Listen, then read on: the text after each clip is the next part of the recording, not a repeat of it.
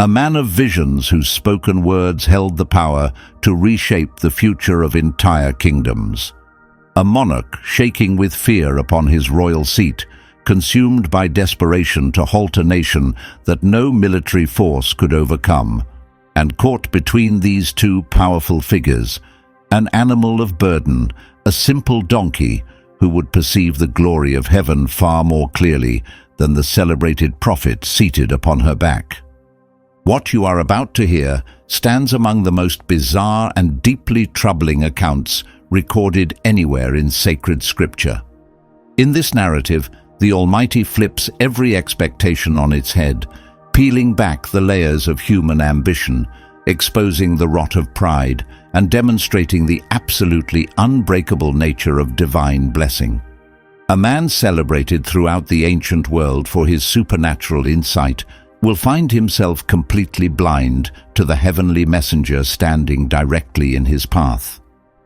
Meanwhile, a lowly beast of burden, an animal designed only for carrying heavy loads, will utter words of profound wisdom that cut far deeper than anything the famous prophet could speak. As we journey through this account together, we are going to uncover the mysterious reason why the Almighty gave both a firm denial and a surprising permission to the very same request. We will be present for that shocking moment when the voice of a donkey slices through the thick fog of a prophet's self-importance, and we will listen carefully to an ancient prophecy that reaches forward through hundreds and hundreds of years, pointing with unmistakable clarity toward a brilliant star appearing over the little town of Bethlehem and toward a royal scepter destined to govern every nation on earth. You see, this story belongs to Balaam, but it also belongs to each one of us. Think about it carefully.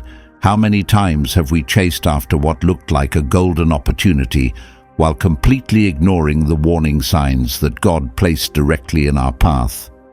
How quickly do we speak beautiful words about following God's will while secretly holding on to hope that somehow we will receive permission to pursue what our own hearts truly desire?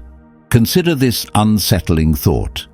If a simple donkey possessed the ability to see what a celebrated prophet completely missed, what important things might we ourselves be overlooking when our hearts are torn between obedience and selfish ambition? You are about to witness proof that no power existing anywhere on this earth possesses the ability to reverse or cancel a blessing that God Himself has declared. And the very first person who had to learn this difficult lesson was a frightened monarch whose name was Balaam. Spreading across the dry and dusty hillsides of the land of Moab, the atmosphere hung thick with unspoken anxiety and growing tension. Whispered rumors traveled faster than the hot desert winds could blow. A massive population of people had emerged from the land of Egypt, and everywhere this multitude traveled, established kingdoms crumbled into dust. Powerful rulers commanding strong and experienced armies, living behind fortified city walls, protected by barriers of solid stone, had all collapsed and fallen when this people approached. Their string of impossible victories came not from superior weapons or military tactics. Their success flowed directly from the presence of a mighty God who personally fought their battles on their behalf. Balak, the reigning king over all of Moab, positioned himself on the elevated balcony of his palace, his worried eyes fixed steadily toward the distant horizon. Far off in the distance, spreading out like endless waves, rolling onto a sandy shore, stretched an uncountable sea of tents belonging to the nation of Israel. Ordinary families gathered together around crackling campfires, preparing their evening meals. Small children laughed and played games in the warm sand. Elderly men and women sat beneath the canopy of stars, sharing ancient stories with younger generations. To the frightened eyes of King Balak, this peaceful domestic scene appeared more terrifying than facing organized battalions of armed and trained soldiers. "Their numbers are simply too great," he whispered under his breath, his voice strained and tight with growing dread. "If these people decide to rise up and move against our nation, Moab will be completely consumed and devoured, just like dry grass disappears before a raging wildfire. This deep and paralyzing fear pushed the king toward a desperate and dangerous conclusion. Balak understood with certainty that the sharp points of his soldiers' spears could never pierce the invisible shield that this powerful God provided to his people. The king required a completely different kind of weapon, something that could not be seen with human eyes, yet still possessed tremendous destructive power. Throughout the ancient world, spoken curses were feared just as much as sharpened swords drawn for battle. Words spoken by the right person, someone with genuine spiritual authority, held the power to determine whether a kingdom experienced victory or suffered complete ruin.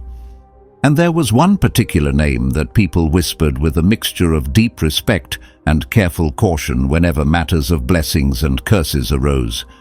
That name was Balaam. This Balaam was no ordinary fortune teller or common seer. His reputation for supernatural accuracy had spread far beyond every national border.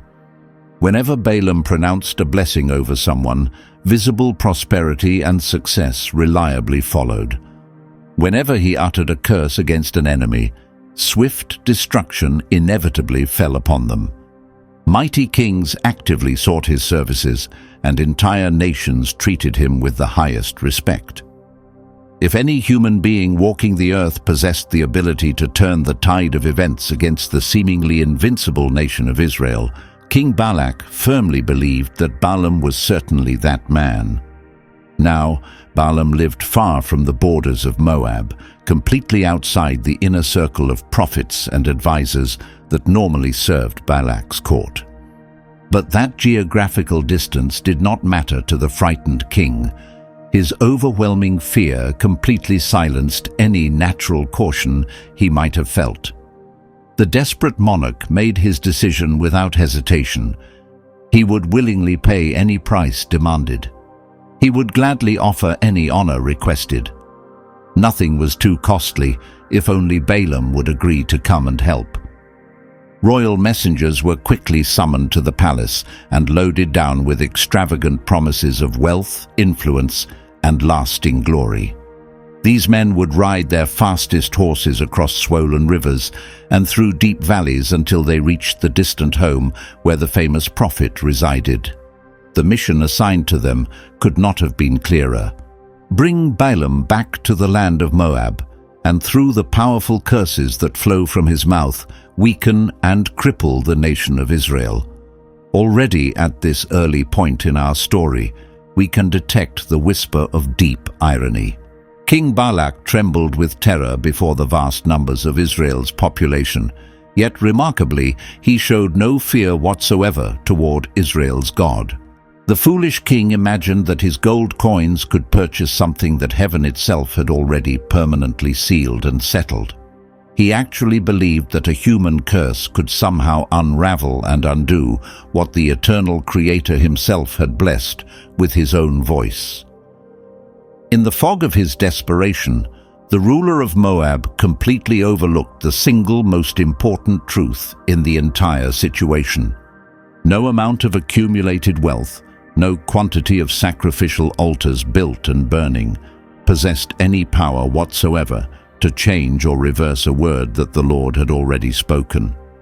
And despite this obvious reality, the royal messengers continued riding forward, carrying with them the king's desperate fear, carefully wrapped in glittering promises of earthly treasure. Very soon, the prophet Balaam would hear this royal summons, and the long road leading toward Moab would officially begin. Located far away from the grand palaces and royal courts of Moab, in a quieter region of the world blessed with shady trees and flowing streams, there lived a man named Balaam. His home was simple and modest in appearance, yet his name was spoken with reverence in throne rooms and royal courts throughout many kingdoms. He carried a reputation that very few individuals in the ancient world could legitimately claim as their own. Whatever words Balaam spoke with authority came to pass exactly as he declared. Powerful kings feared what he might say about them. Wealthy princes honored him with expensive gifts. Entire nations whispered nervously about both his blessings and his terrible curses. For this remarkable man, spoken words functioned as powerful weapons, actively shaping and directing the destinies of individuals and kingdoms alike. It was precisely to this famous man that the exhausted messengers from King Balak finally arrived after their long journey. Thick dust from the road still clung to their traveling robes as they climbed down from their tired horses, their bodies weighed down by the heavy burden of their king's desperate fear. With carefully practiced courtesy and formal protocol, they bowed low before the prophet and delivered their urgent and desperate plea. "A great and numerous people has emerged from the land of Egypt," they explained. "This vast multitude now covers the visible face of the land wherever one looks, and they have settled themselves directly across from our territory.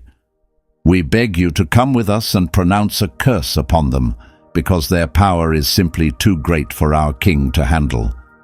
If you help us, perhaps then our armies will be able to defeat them and drive them permanently out of our region. Our king has promised to reward you with great riches, including silver, gold, and positions of highest honor in his royal court." The prophet Balaam allowed his thoughtful eyes to linger upon the faces of these anxious messengers. The offer they brought was undeniably tempting and attractive. The mental images of treasure chests overflowing with precious metals, of receiving widespread recognition and fame, and of gaining even greater influence throughout the known world, pressed firmly into his active imagination. Yet, despite the appeal of these promises, something within him hesitated. Unlike the common fortune tellers and spiritual practitioners serving other nations, Balaam had personally encountered and communicated with the God of heaven, the one true deity whose voice thundered with absolute authority over all creation. Whatever desires burned within Balaam's ambitious heart, he understood that he could not take any action without first consulting the Lord and receiving permission. That very night, in the quiet privacy of his personal chamber, Balaam lowered himself in prayer. "Lord, important men have come to me carrying an offer from a king," he said. "They are asking me to pronounce a curse upon a people who are marching through the land. What must I do? Tell me how I should respond to them." The answer from heaven came swiftly and immediately, spoken without any ambiguity or unclear language, leaving absolutely no room for negotiation or compromise. In the book of Numbers, chapter 22, verse 12, God declared with unmistakable clarity, "You shall not go with these men, you shall not curse this people, for they are blessed by me." Clearer and more direct words simply could not have been spoken by anyone. The nation of Israel was completely untouchable because of their covenant relationship with their powerful God. No curse whispered or shouted by any human tongue, no tempting prophet offered by any wealthy king, no foreign power marching with armies, could ever break or damage what the Almighty himself had firmly established. When morning arrived and sunlight filled his home, Balaam stood with composed dignity before the waiting messengers and spoke with a measured and careful tone. "You must return to your own land," he informed them, "for the Lord has refused to give me permission to accompany you on this journey." At first hearing, his reply certainly sounded righteous and obedient, but pay close attention to the subtle details hidden within his words. Balaam did not boldly declare, "The nation of Israel is blessed by God Almighty and therefore cannot be cursed by any human." He did not courageously announce, "It would be wicked and evil for anyone to oppose the will of the Most High God." Instead, he carefully framed his answer only as God not currently allowing him to go. By speaking this way, he left the door slightly open, just a small crack, but open nonetheless. The disappointed messengers began their long return journey to Moab, their faces heavy with the weight of failure and bad news. When they finally stood before King Balak and reported Balaam's refusal, the king's simmering frustration immediately ignited into burning anger. The prophet resists my invitation only because my initial offer was not generous enough, Balak muttered with bitter determination. I will simply send more important men carrying far greater promises next time. This Balaam will not refuse my request again. And so the stage was carefully set for what would follow. A prophet with a divided and conflicted heart had spoken words reflecting God's truth, yet he delivered them without genuine conviction or full commitment. A frightened king was fully prepared and determined to try once more with greater pressure. And all the while, heaven was watching closely, ready to expose and reveal the true intentions hiding within the human heart. King Balak was certainly not a man who accepted defeat easily or gave up after a single setback. When his first delegation of messengers returned to the palace without success, the king's frustration burned hot within his chest. Perhaps Balaam only resists my request because the initial offer I sent was simply too small and unimpressive, he reasoned within himself. Very well then, I will dramatically raise the stakes this time and make refusal impossible. Acting on this new strategy, Balak carefully gathered together princes of even higher rank and greater importance than those he had sent before. These were men dressed in the most costly garments available, carrying promises and offers far weightier than anything previously mentioned. Along with these impressive officials traveled the king's desperate fear, carefully wrapped in shining gold and promises of great honor. Once again, the royal delegation rode across wide valleys and forded rushing rivers, traveling many days until they arrived at the home of the famous prophet. This time, their carefully chosen words carried both urgent intensity and flattering praise. O great and renowned prophet, they began respectfully, our king pleads with you from the depths of his heart. Please do not refuse his request this time. If you agree to come with us to Moab, the king will shower upon you the greatest honor imaginable. Whatever words you speak, whatever requests you make, he will immediately do for you. Wealth beyond counting, influence throughout the kingdom, an exalted position of power and prestige. All of these rewards and more will belong to you. The only thing we ask in return is that you curse this troublesome people for us. Deep within his chest, Balaam felt his heart begin to beat faster with excitement. The first group of messengers had already stirred his imagination with their initial offer. This second delegation struck even deeper into the core of his desires. With careful and deliberate words, he gave his response. Even if King Balak generously gave me his entire palace filled completely to the ceiling with silver and gold, I could not do anything at all beyond the specific command of the Lord my God. His words certainly sounded impressively righteous and humble, yet beneath the surface of those noble-sounding phrases, a dangerous spark of selfish ambition continued to smolder and glow. If Balaam's heart were truly and fully surrendered to God's will, he would have dismissed these messengers immediately without any further discussion. Instead, he added something very revealing to his answer. Please stay here at my home for tonight, he said, and I will inquire once again of the Lord to see what else he may say to me about this matter. But pause and consider this carefully. Why would anyone need to ask again about something that had already been clearly answered? The divine command had already been given without any uncertainty. Israel was blessed and protected by God himself. The answer was final and complete. There was nothing more to discuss or negotiate. Yet Balaam's divided and conflicted heart desperately longed to hear a different outcome this time. Perhaps, he secretly thought, the God of heaven might change his mind and give me the permission I truly desire.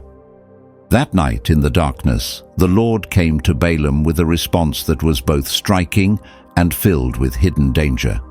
In the book of Numbers, chapter 22, verse 20, God spoke these words to the prophet: "If these men have come to summon you, then rise up and go with them on their journey. But understand this clearly: only the exact word that I speak to you, that and nothing else, shall you do or say." Permission was officially given, yet heaven had not truly approved of what was happening. A door swung open, but its purpose was to expose and reveal what was truly hidden deep within Balaam's heart. Sometimes the Almighty grants exactly what we persistently demand, not because He approves, but specifically to bring our true intentions into the light, where they can be seen clearly. What appears on the surface to be freedom and liberty may actually be divine judgment, carefully disguised. When the first light of dawn appeared on the horizon, Balaam rose from his bed with eager excitement. He quickly saddled his faithful donkey, his mind already racing ahead to imagine the honors and rewards waiting for him in the royal court of Moab. Although God had clearly spoken words of restraint and caution, the prophet's heart was not steady or fully committed to obedience. He foolishly believed he could successfully walk a dangerous line, carefully balanced between genuine obedience to God and the pursuit of his own selfish desires. But heaven had not been deceived by his outward show of compliance. The scripture makes this absolutely clear in the book of Numbers, chapter 22, verse 22, where we read that God's anger was kindled and burned hot because Balaam went on this journey. The prophet considered himself to be perfectly obedient and within proper boundaries. Yet the Lord, who sees all hearts clearly, judged the true motivations hiding beneath the surface. Balaam was walking forward under what seemed like divine permission, yet simultaneously he moved directly under divine opposition. The road ahead would not be smooth or easy. It would become a dramatic confrontation, an encounter that would change the course of Balaam's life forever. The sun had barely risen above the distant hills when Balaam climbed onto the back of his donkey and began traveling forward with the distinguished princes of Moab riding beside him. To the eyes of the important men accompanying him, the scene must have looked like a moment of great triumph and success. Here was the renowned prophet of fame finally answering the urgent call of a powerful king. But completely unseen by any of these human travelers, the burning anger of the Lord blazed with intensity. Permission to make this journey had technically been granted, yes, but the prophet's underlying ambition and greed made every single step forward on that road increasingly dangerous. What Balaam genuinely believed would become his glorious path toward wealth and recognition was actually, in hidden reality, a dangerous road leading directly toward divine confrontation. And so the heavens above decided to intervene in a dramatic and unmistakable way. The sacred scripture reveals to us in the book of Numbers, chapter 22, verse 22, that the angel of the Lord positioned himself directly in the middle of the road, standing there with a drawn sword gripped firmly in his hand, ready for battle. A mighty angel had taken his position as a heavenly warrior, standing there specifically to resist and oppose Balaam's forward progress. The sharp blade of his sword caught the morning light and gleamed with terrifying brilliance. Yet remarkably, Balaam, this man who had built his entire reputation on being able to see into the spiritual realm, perceived absolutely nothing unusual. The very person who should have possessed the supernatural ability to discern the presence of God was completely and utterly blind to what stood directly before him. The humble donkey walking beneath him, however, saw everything with perfect and complete clarity. She could see exactly what her famous master could not. The first of 3 dramatic encounters occurred on a section of open pathway with fields stretching out on either side. The powerful angel stood blocking the road ahead, his sword glistening with supernatural light, ready to strike.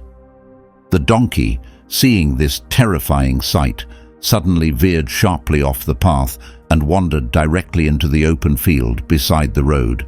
Balaam found himself startled and deeply embarrassed by this unexpected behavior, especially with the important princes of Moab watching his every move. In his frustration and humiliation, he raised his wooden staff and struck the donkey hard across her body.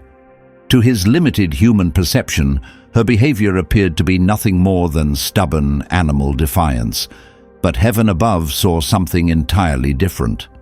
Heaven recognized an act of pure mercy taking place. The second dramatic encounter occurred a short distance further along the journey, in a narrow section of the road that passed between the stone walls of a vineyard. The angel of the Lord moved ahead and positioned himself to block this tight passage completely. The faithful donkey, seeing the heavenly warrior blocking her path once again, pressed her body hard against one of the stone walls in a desperate attempt to squeeze past without approaching the angel's deadly sword. In doing so, she accidentally crushed Balaam's foot painfully against the rough stones of the wall. Sharp and intense pain shot through the prophet's leg, and in his growing fury at what he perceived as continued animal misbehavior, he raised his staff and struck the donkey a second time, even harder than before. Still completely blind to the spiritual reality surrounding him, still burning with selfish anger, still completely missing the protective hand of God stretched out against his dangerous journey. The third and final encounter occurred at the narrowest point along the entire road, a section so tight and confined that there was absolutely no room for the donkey to turn aside in either direction. The angel stood there completely unmovable, his gleaming sword now lifted high in the air, ready to strike down anyone who dared approach. The donkey, trembling with fear at the sight before her, simply collapsed and sank down to the ground beneath Balaam's weight, unable to move forward and unable to turn aside. And the prophet, now completely consumed with blind rage at this seemingly impossible animal behavior, beat her savagely a third time. 3 separate warnings had been given. 3 distinct acts of divine mercy had been displayed. 3 violent blows had been delivered in complete spiritual blindness. And then something absolutely extraordinary occurred, something that had never happened before in all of recorded history. The book of Numbers, chapter 22, verse 28, records these remarkable words. Then the Lord opened the mouth of the donkey, and she spoke directly to Balaam, saying, "What have I done to deserve this treatment from you, that you have struck me these 3 separate times?" Take a moment to fully imagine this incredible scene unfolding. A simple beast of burden, an animal that had remained silent throughout its entire existence, was now reasoning and speaking intelligently with the celebrated prophet who rode upon her back, and Balaam, so completely blinded by his burning anger and frustrated pride, actually answered this speaking animal without displaying any shock or surprise whatsoever at what was happening. "You have made a complete fool of me in front of these important men," he shouted at her. "If I had a sharp sword available in my hand right now, I would kill you immediately for this humiliation." The donkey replied to him with calm and reasonable words. "Am I not your faithful donkey, the very same animal you have ridden throughout your entire life until this present day? Have I ever behaved this way before? Have I ever given you any reason to doubt my obedience?" And Balaam, completely trapped and caught off guard by the simple logic of this animal's argument, could only mutter a quiet and embarrassed response. "No, you have not." At that precise moment of admission, God opened the spiritual eyes of Balaam, and there, standing directly before him, appeared the angel of the Lord in all his terrifying glory. The deadly sword remained drawn and ready, the heavenly face severe and filled with righteous judgment. A wave of overwhelming fear surged through every fiber of the prophet's being, and he immediately fell forward, pressing his face flat against the dusty ground in complete submission. The angel spoke with authority that shook Balaam to his core. "Why have you beaten your faithful donkey these 3 times? Listen carefully to what I tell you now. I have come out specifically to oppose you and block your path, because the way you have chosen to walk is perverse and corrupt in my sight. Your donkey saw me standing in the road and wisely turned aside from danger each time. If she had not done so, if she had continued walking forward toward me, I most certainly would have killed you with my sword and allowed her to live." The crushing weight of this irony must have pressed down upon Balaam like a mountain of stones.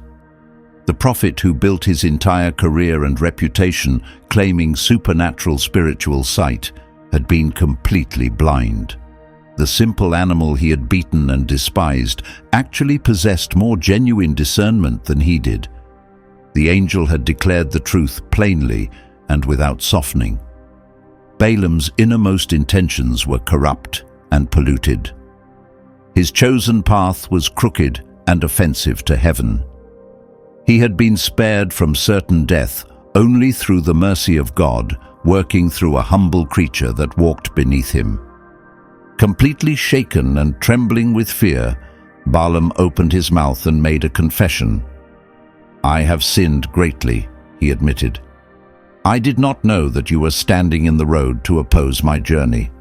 If my traveling forward displeases you in any way, I will turn around immediately and go back to my home."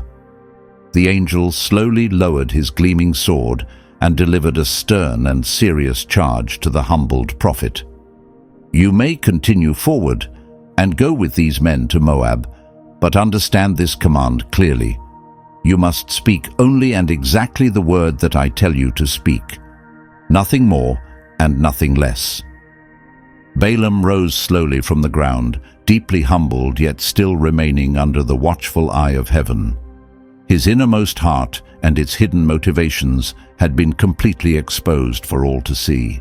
His celebrated reputation as a powerful prophet could not protect him from divine correction and discipline. The donkey, the angel, the drawn sword, all three testified together to one single unshakable truth. True obedience is never measured by outward actions or spoken words alone. It is measured by the complete surrender of the heart to the will and authority of God. And so Balaam continued his journey toward the land of Moab, but he was no longer the confident and self-assured seer he had been when he first left home. Now he traveled as a man who had glimpsed just how terrifyingly close he had come to his own destruction. Yet the road stretching before him was far from finished. Greater revelations and more powerful encounters still waited for him among the hills of Moab. The traveling procession finally arrived at the elevated hills that overlooked the vast encampment of Israel spread out below. King Balak, restless with nervous anxiety and barely able to contain his impatience, wasted no time with pleasantries or formal greetings.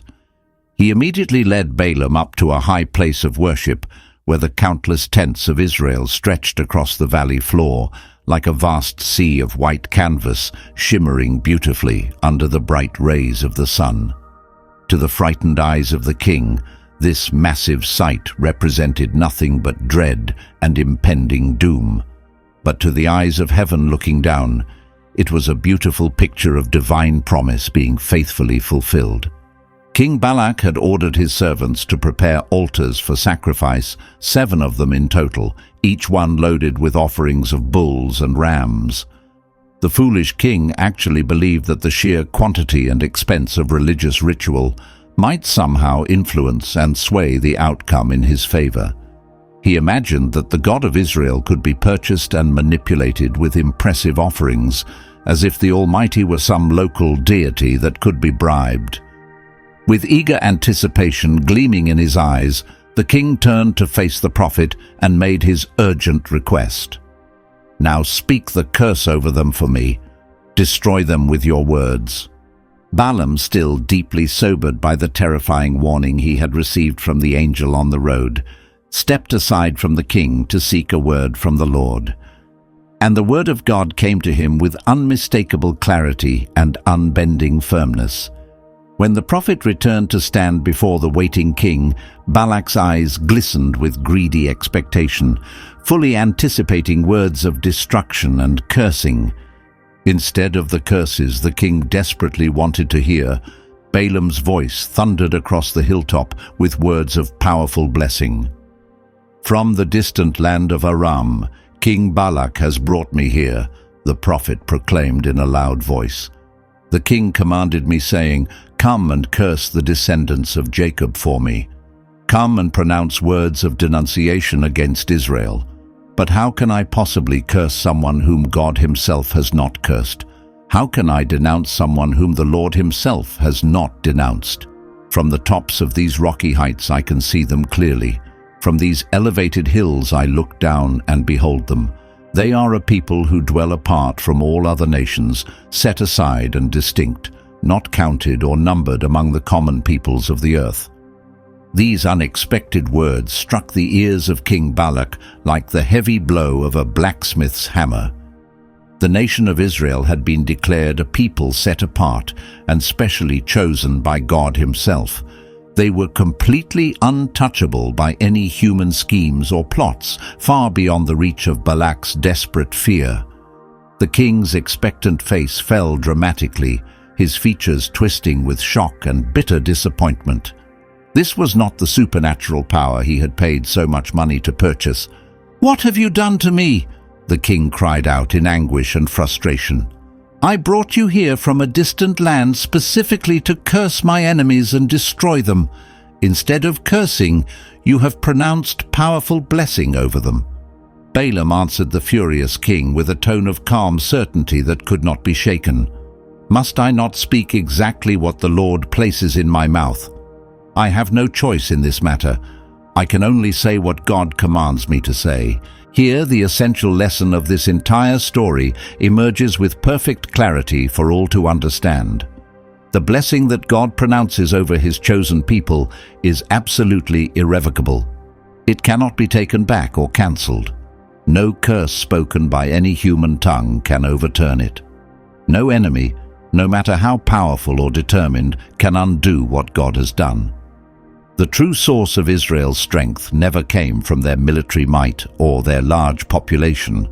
Their strength flowed entirely from the unshakable and eternal word of their covenant God. And yet King Balak, completely blinded by his overwhelming fear and stubborn pride, was not ready to accept defeat and give up his quest. He convinced himself that perhaps another attempt from a different location might somehow produce a different and more favorable result. The desperate king of Moab absolutely refused to let go of his goal so easily. And so the stage was carefully set for a second prophetic oracle. Balak remained furious at what had happened, yet he was not deterred from trying again. If one sacred high place had not produced the desired results, then perhaps another vantage point overlooking the camp might work better. Clinging to this desperate hope, the king led Balaam to a location called the Field of Zophim, another elevated height with a clear view of the sprawling Israelite encampment below. Once again, the king commanded that 7 altars be constructed and built. Once again, expensive sacrifices of bulls and rams were offered up. Once again, smoke rose into the sky from the burning offerings. Balak stubbornly clung to the foolish hope that his persistence and determination could somehow bend the divine will to match his own desires.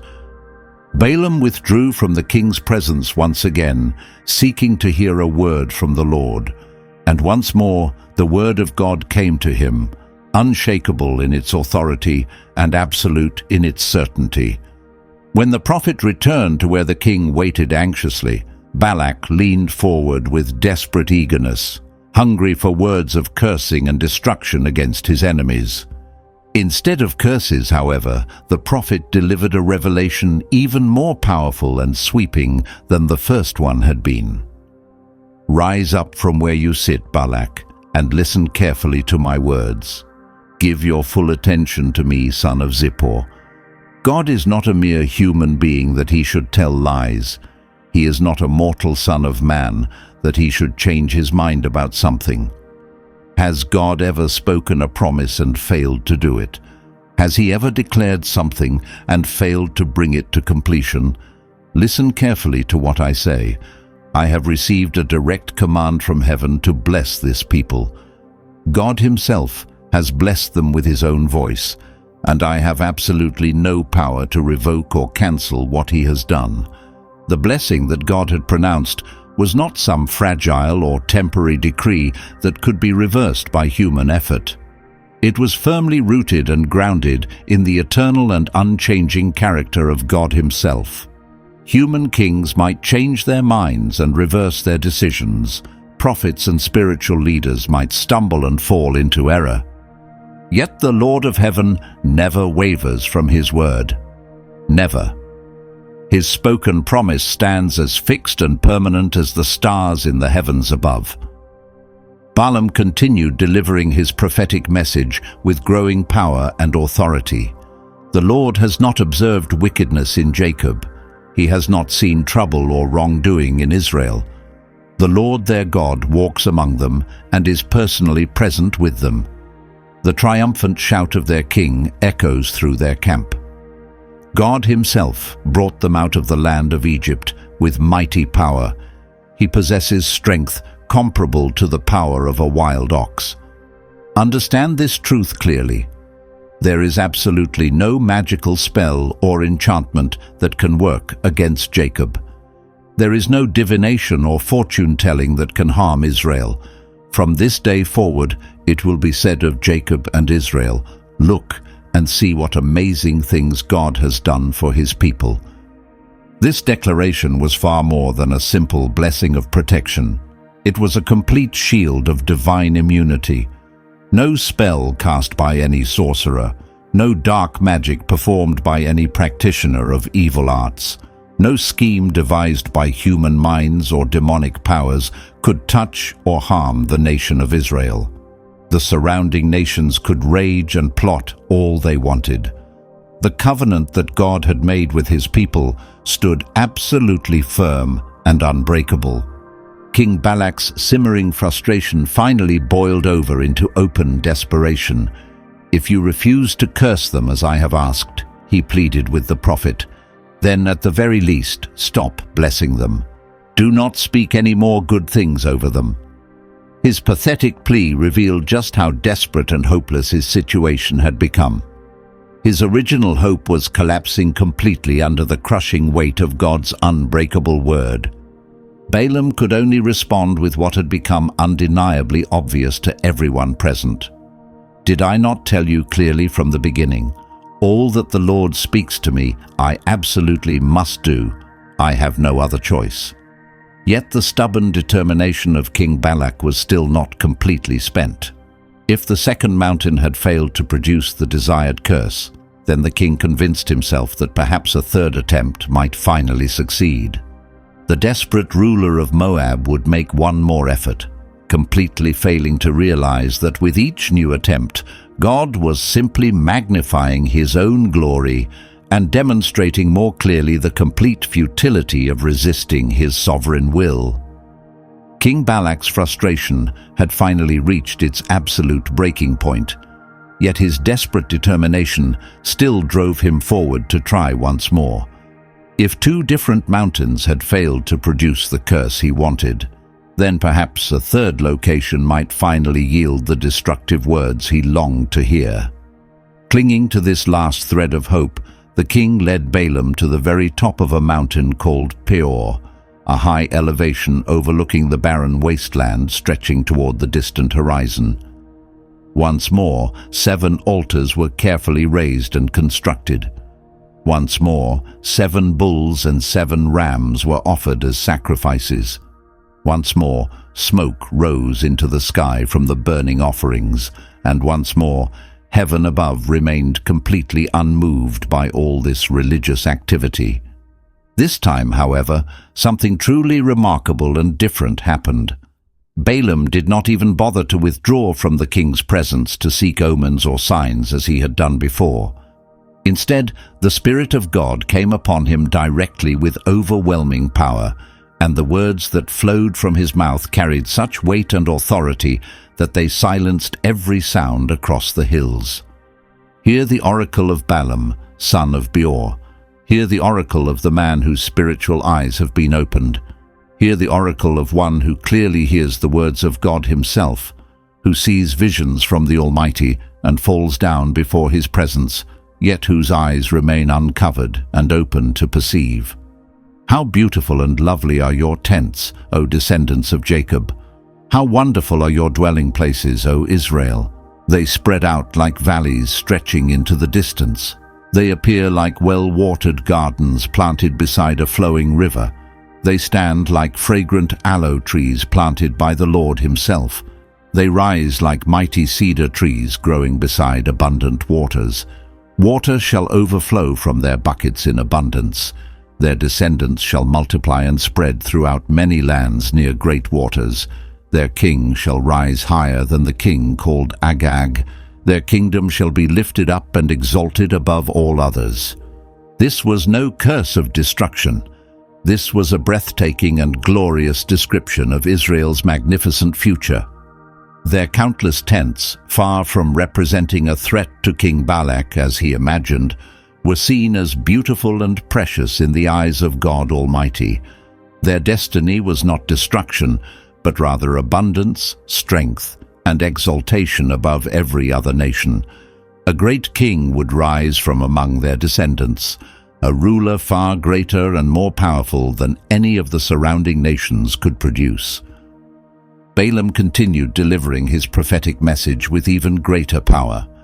God brings this people out of Egypt with his own mighty hand. This nation possesses the strength and power of a wild ox.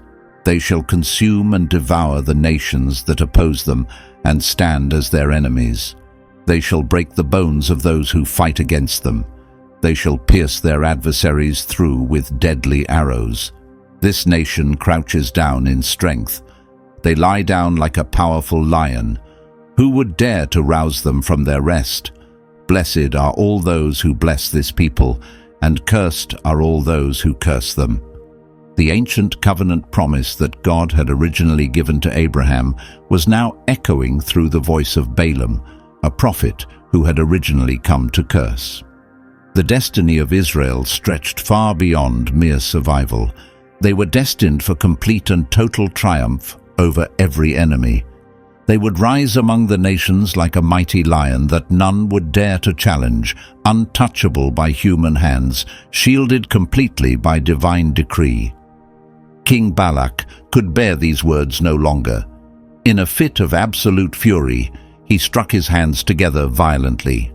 "I summoned you here to curse my enemies," he shouted, "and 3 times in a row you have blessed them instead. Get out of my sight immediately. Flee back to your home. I had planned to honor you with great wealth and position, but the Lord has kept you from receiving any honor at all." Balaam had witnessed and experienced far too much divine power to be swayed or intimidated by Balak's rage.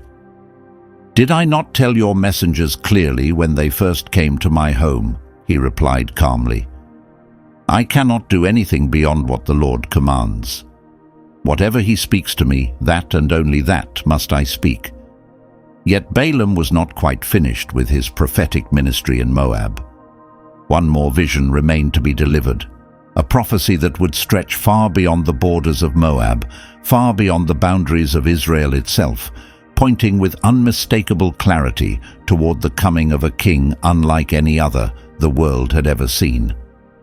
King Balak's anger burned white-hot with fury and frustration, yet Balaam had more words to deliver.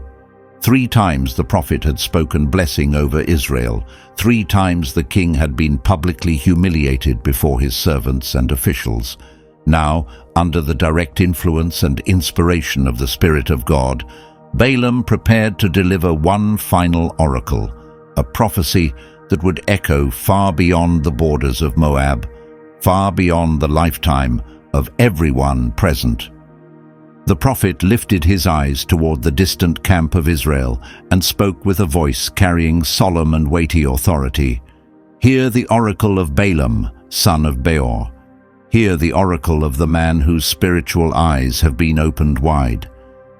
Hear the oracle of one who clearly hears the words of God and possesses knowledge of the Most High. Hear the oracle of one who sees visions from the Almighty and falls down before his presence, yet whose eyes remain open and uncovered. I see him, but not in the present time. I behold him, but he is not near to me now. A star shall come forth out of Jacob. A royal scepter shall rise out of Israel. This coming ruler shall crush the forehead of Moab. He shall break down and destroy all the descendants of Sheth. Edom shall be dispossessed and conquered. Seir also, the land of his enemies, shall be dispossessed. Meanwhile Israel shall act with great strength and valor. One from Jacob shall exercise dominion and rule. He shall destroy the survivors who remain in the cities of his enemies. These powerful words hung suspended in the air, carrying within them both magnificent glory and terrible judgment. To the ears of King Balak, they sounded like a sentence of doom, with his own nation specifically named as the target of this coming ruler's triumph. But to Israel and to all who would later read these words throughout the centuries, this prophecy was a beautiful foreshadowing of the promised Messiah. The star and the royal scepter that Balaam described pointed unmistakably toward a king far greater than any the world had ever known. This coming ruler would rise with power to subdue every enemy. He would reign in perfect righteousness that would never end. His kingdom would stand forever. Many centuries later, this ancient prophecy would whisper through the corridors of history in a remarkable way. When wise men traveled from the eastern lands, guided by a brilliant star in the night sky, searching for the newborn king, until they arrived at the little town of Bethlehem, they were unknowingly following the trail that Balaam's vision had first blazed. The irony of this situation is truly profound and worthy of deep reflection. The prophet who had once been tempted by offers of riches from the king of Moab had spoken of a coming king whose eternal kingdom could never be purchased with gold or silver. This would be a dominion completely unshaken by wealth or earthly power. King Balak stood there in furious silence, completely unable to do anything to change what had been declared. His accumulated wealth, his carefully constructed altars, his stubborn persistence, all of his efforts had completely failed. What he had hoped to purchase had instead proclaimed his own eventual downfall. The desperate king finally realized, though far too late, that no earthly monarch, no spoken curse, no human ambition or scheme could ever overturn what God had ordained and decreed. For Balaam personally, this prophecy represented both a magnificent high point and a solemn warning. He had spoken truth far greater than himself, words that reached forward into eternity itself. Yet even this prophet who had delivered such powerful revelation would later stumble and fall into serious sin, demonstrating just how fragile and vulnerable the human heart can be. But the prophecy itself remained completely untouched by human failure. It stood unbreakable and eternal, pointing directly toward Christ, the true and rightful King. The message of this story continues to resound even now in our present day. The blessing that God pronounces is not temporary. His promises are never uncertain. The kingdoms established by human hands rise and fall throughout history, but the scepter from Israel endures forever. The star that Balaam saw in his vision still shines brightly. The Messiah has come exactly as promised, and he reigns over all creation. King Balak dismissed Balaam in bitter anger and sent him away empty-handed. Yet the words that had been spoken could never be erased or taken back. The star and the scepter had been officially declared before witnesses, and history itself would bear testimony to their complete fulfillment. The road leading to Moab was originally meant to become Balaam's pathway to glory, wealth, and honor.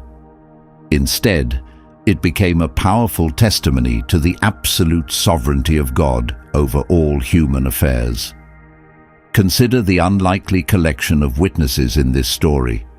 A prophet completely blinded by his own selfish ambition. A king trembling with fear before shadows he could not defeat. A humble donkey whose eyes remained wide open to heavenly realities. And an angel standing ready with a drawn sword. Together, these witnesses reveal a truth that absolutely cannot be ignored by anyone. No person and no power can ever overturn what God has blessed. King Balak attempted to purchase a curse with his treasury of gold, but he received only blessing in return. He tried to manipulate heaven through religious ritual, but he heard judgment declared against his own kingdom instead. He sought desperately to silence the promise given to Israel, but instead he heard about a star and a scepter destined to rise and rule all the nations of the earth.